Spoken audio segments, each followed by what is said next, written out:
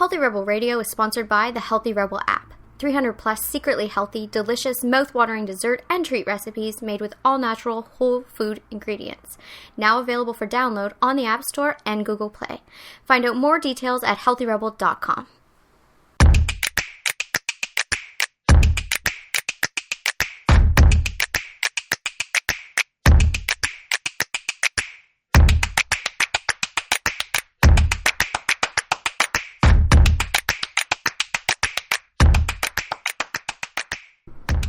Welcome to Healthy Rebel Radio. I'm your host, Dr. David Deiser. I'm here with my Damien Health Healthy Rebel co-founder, Amy Lane. Good morning. Good morning.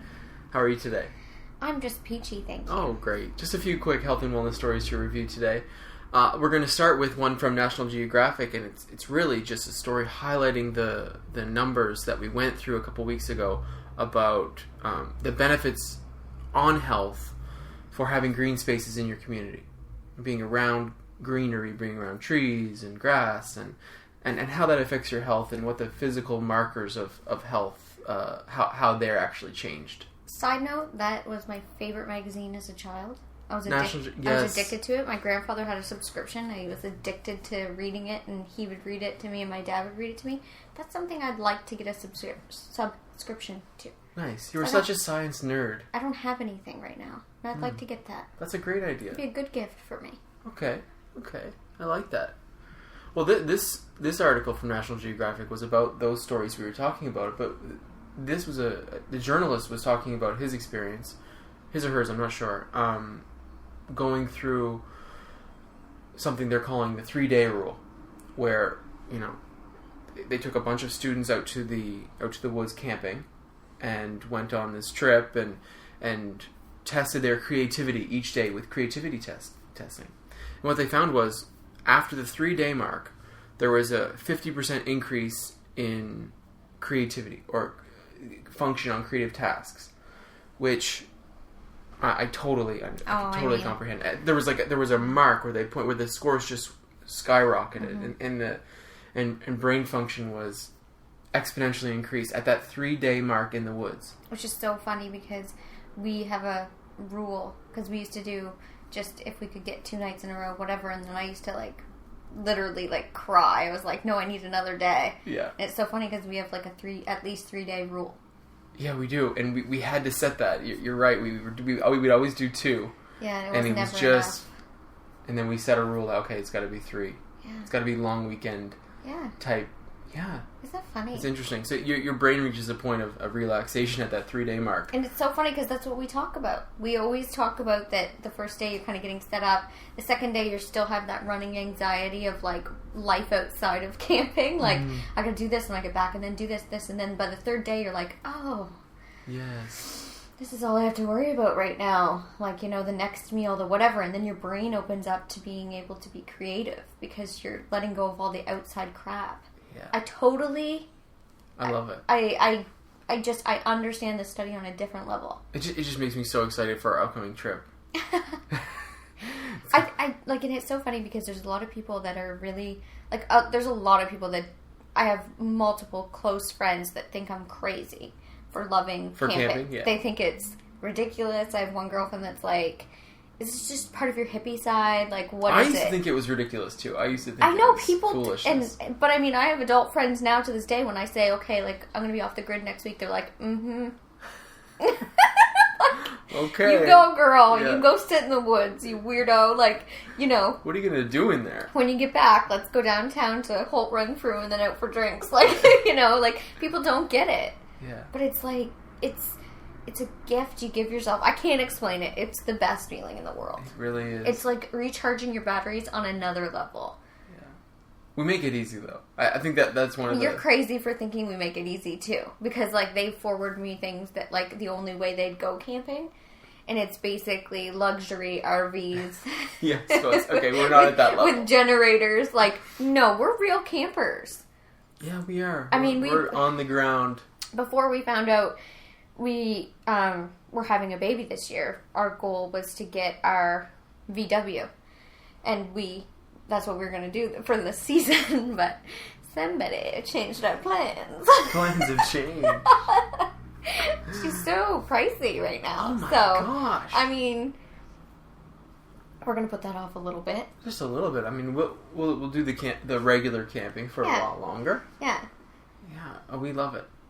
Big upcoming trip. So 3-day mark. Yeah, creativity. And you're right. It's that sensation you reach in that 3-day point when everything starts to calm down. That's how I would explain it. Like, even when we don't even have to be physically camping, because we'll also go to cabins without technology and out in the middle of nowhere. So we do that as well if you're not ready for the whole tenting experience. But the first day you get there and you're kind of getting everything organized and you're kind of excited about the space and okay, this is what it's going to be, and you're getting things set up, and that's the kind of thing. That's what I always feel the first day, like the excitement of, okay, this is what it's going to be, but you still have that like hyperactive, do this, do that, do this energy.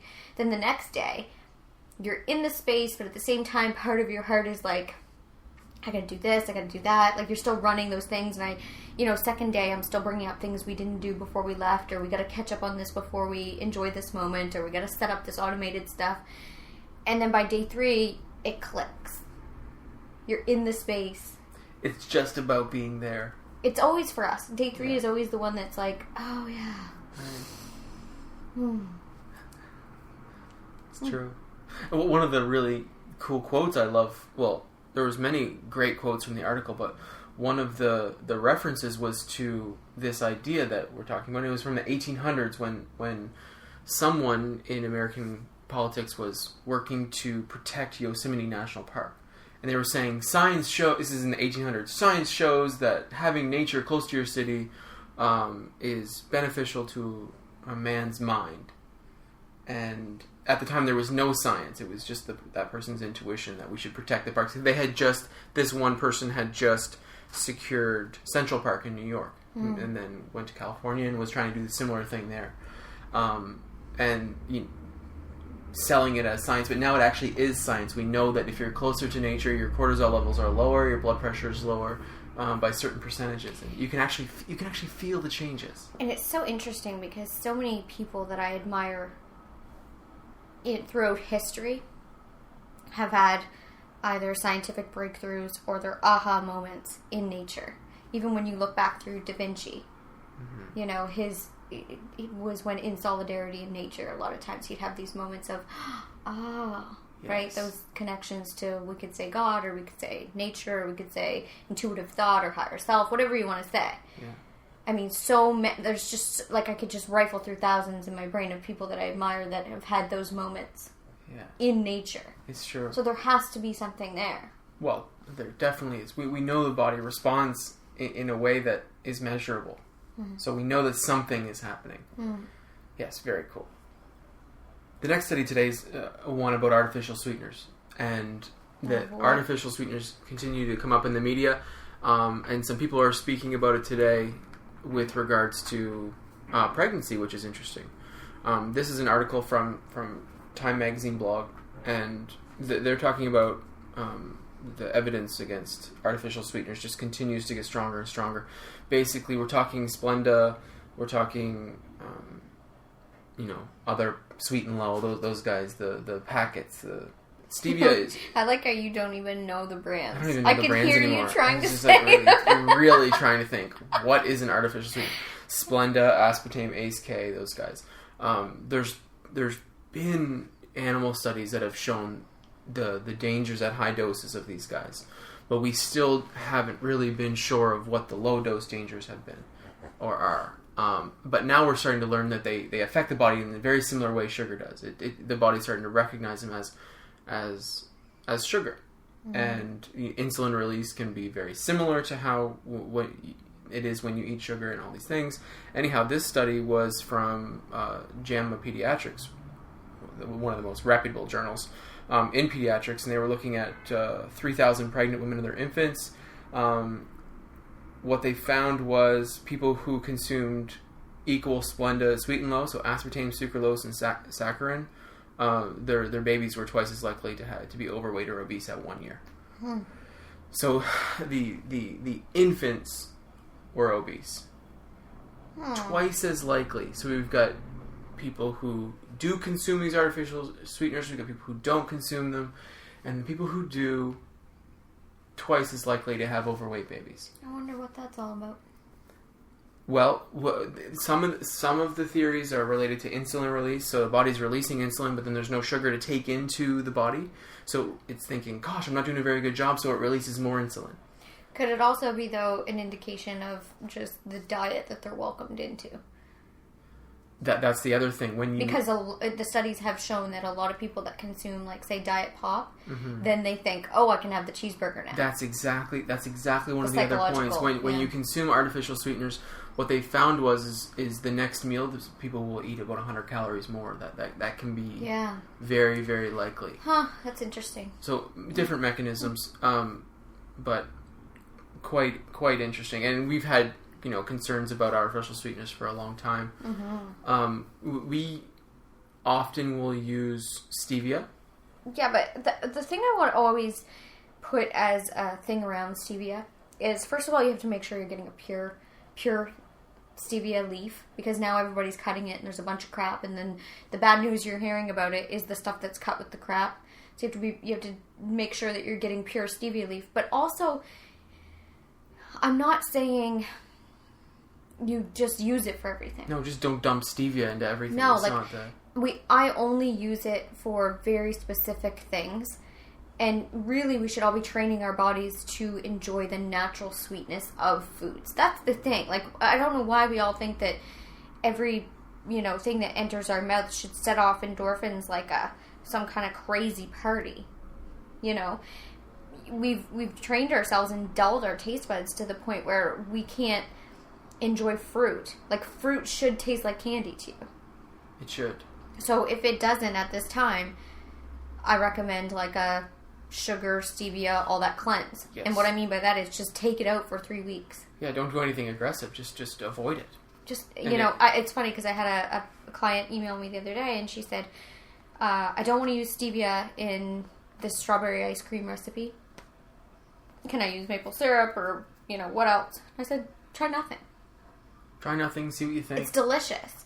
And like, I don't use it every time. I always give the option, because a lot of people that come through our blog, especially, not necessarily our clients, but the people that come through our blog are looking for, something healthy to replace something crappy.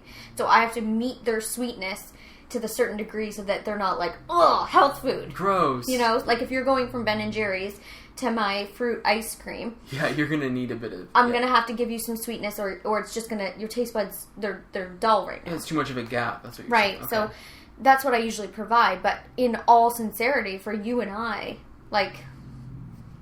Well, we've been doing this for a long time, and this is where you want to get to. You want to get to the point where you can just enjoy fruit and like, for example, you and Oscar... Mm-hmm. Cracking open a watermelon is a dream. We have watermelon every morning in the summer. It's like a treat. It tastes like I said, like sometimes I'll take a really, I do this all the time because I still really connect to the one thing that I still sets off endorphins in my brain is penny candy as a child. Mm-hmm. I loved candy, sweet and sour candy.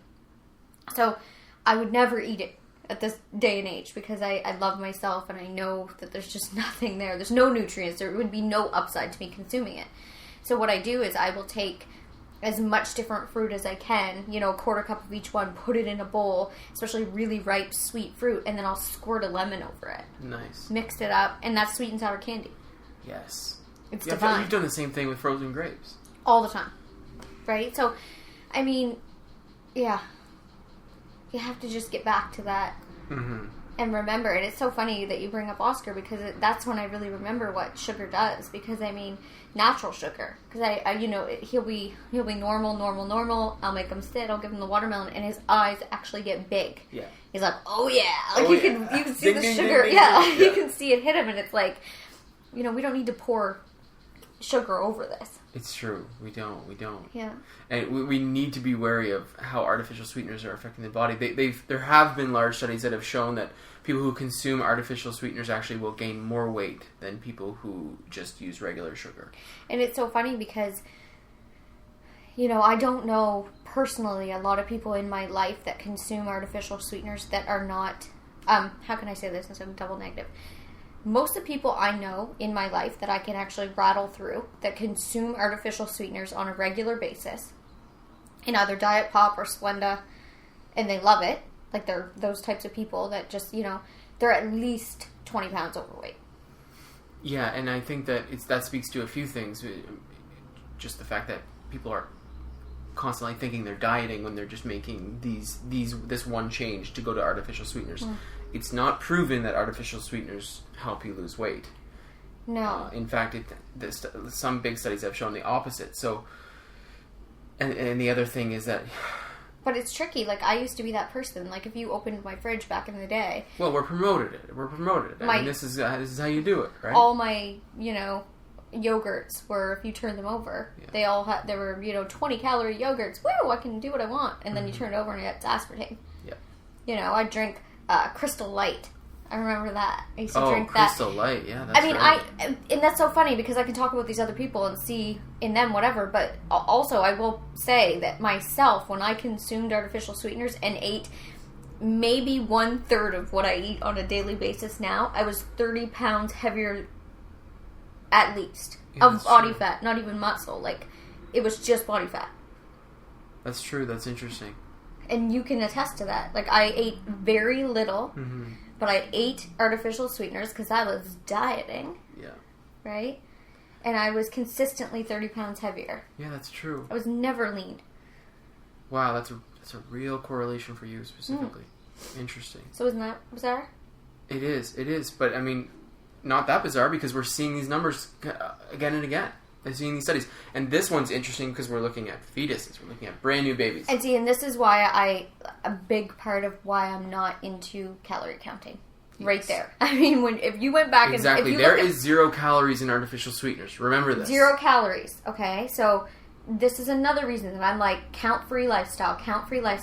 And another thing that I will remind everyone, when I was 30 pounds of body fat... larger and definitely some sort of emotional chemical imbalance going on in my life and just unhealthy and miserable. And I have journals to prove it, I was eating between 500 and 750 calories a day. Definitely, counting every bite. Every single bite. And we're talking, I was weighing it. I was I was a psychopath. So calorie counting doesn't work. No. So true. It's very interesting the way the body responds differently to different things. And I'm not talking... This is just one example. There's many different examples like this. But I'm saying from my personal experience, and I'm not talking that I did it for like a couple weeks and then... Yeah. I'm talking like at least 3 years of my life. Yeah. It's true. And basically I'd have to go on the master cleanse to get down a size. And then 2 days later I'd bounce back up. Mm-hmm. Yeah. So I mean... Yeah, this is a major strike against calorie counting. And disclaimer, calorie counting does work for some people. Right, but you have to... Most people, we don't do it the right way. No. Most people, just in general, this is a very general statement, it does not work because it's not being done the right way. No. And you can't put artificial things in your body and expect them just to be calorie-free because we don't know how your hormones are working. Insulin... Right. I mean, and that's why chase health. Yeah. Chase nourishment. And the other stuff will follow. Exactly. That is the lesson. Yeah. That is the lesson. That's Healthy Rebel Radio for today. Oh, okay. Thank you so much for listening, and have a great day. See you. Healthy Rebel Radio is presented by the online health and wellness center, DamieHealth.com. Since 2009, Amy Lane has successfully coached thousands of women through her signature program, the Bikini Body Program. Join today to work exclusively with Amy to unveil your greatest yet to be from the inside out. Go to DamieHealth.com for more information. Thank you for listening to Healthy Rebel Radio. Please connect with us on our community pages on Facebook, Pinterest, and Instagram, all at the handle @DamieHealth. For weekly recipes, articles, and all our episodes straight to your inbox, join our newsletter at DamieHealth.com. You can find all the links discussed in today's episode in the show notes. Thank you for joining us, and see you tomorrow.